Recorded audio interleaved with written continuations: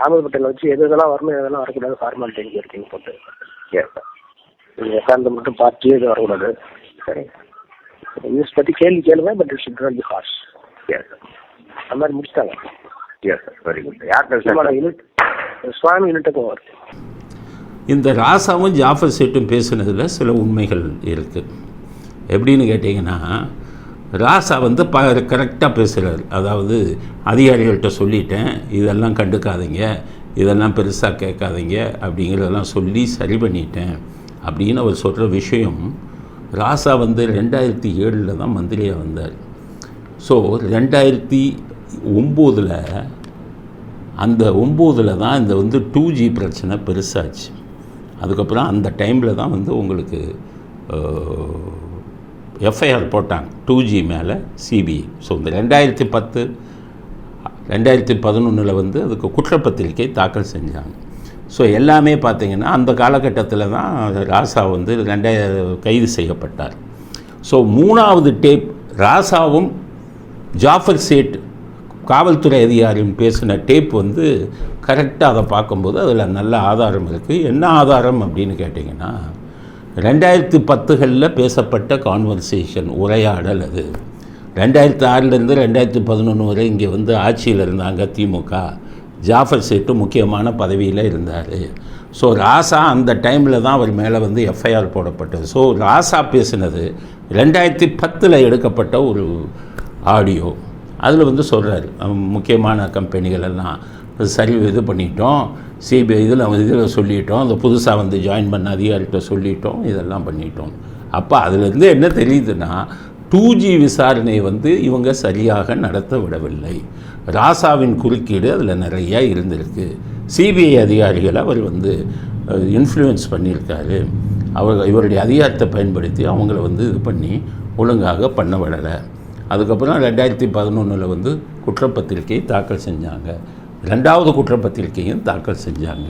So CBI ஒழுங்காக வேலை செய்ய விடாமல், சாட்சிகளை சரியாக இல்லாமல் ஒரு குற்றப்பத்திரிக்கையை இவங்க தாக்கல் செய்ய பண்ணியிருக்காங்க. அதுக்கப்புறம் வந்து 2017 அதனால தான் சைனிங்கிற ஜட்ஜு ஆதாரம் எதுவும் இல்லையே, சரியாக நிரூபிக்கப்படவில்லை, சிபிஐ விசாரணையை சரியாக செய்யவில்லைங்கிற குற்றச்சாட்டை அவங்க சொன்னதுக்கு காரணமே, இவங்க ஆட்சியில் இருக்கும்போதே, காங்கிரஸ் வந்து மத்திய அரசாங்கத்தில் ஆட்சியில் இருக்கும்போதே 2Gயில் வந்து எஃப்ஐஆர் முதல் தகவல் அறிக்கை போட்டு குற்றப்பத்திரிக்கையும் தாக்கல் செஞ்சதுனால முக்கியமான ஆதாரங்கள் எல்லாம் இவர்களுக்கு எதிராக போட விடாமல் ஒரு பெரிய சூழ்ச்சி நடந்திருக்கு அப்படிங்கிறது இந்த டிஎம்கே ஃபைல் 3 வந்த விஷயம் வந்து வெளியில் வந்து எல்லாருக்கும் இப்போ தான் தெரியுது. ஆனால் பிஜேபி 2014 ஆட்சிக்கு வந்துட்டாங்க. ஆனால் தீர்ப்பு 2017 வந்தது.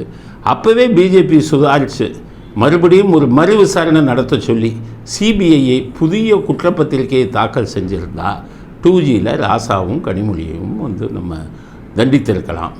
ஸோ இவங்க ஆட்சிக்கு வந்த உடனே ஏற்கனவே குற்றப்பத்திரிக்கை தாக்கல் செஞ்சுட்டாங்கன்னு அமைதியாக இருந்து விட்டார்கள். எது எப்படியோ குற்றச்சாட்டை வரிசையாக சொல்ல விரும்பலை. நான் பிஜேபி அந்த 3 வருஷத்தில் சரியாக இது பண்ணியிருந்தாங்கன்னா இவங்களை நிரந்தரமாக ஜெயிலுக்கு அனுப்பியிருக்கலாம். அதனால் இப்போ இதை வச்சுக்கிட்டு என்ன பண்ண முடியும்? நீங்கள் இதை வச்சுக்கிட்டு இப்போ ஹைகோர்ட்டில் அப்பீல் இருக்குது. டெல்லி ஹைகோர்ட்டில் அந்த பழைய குற்றப்பத்திரிக்கை தான் அப்பீலில் இருக்குது.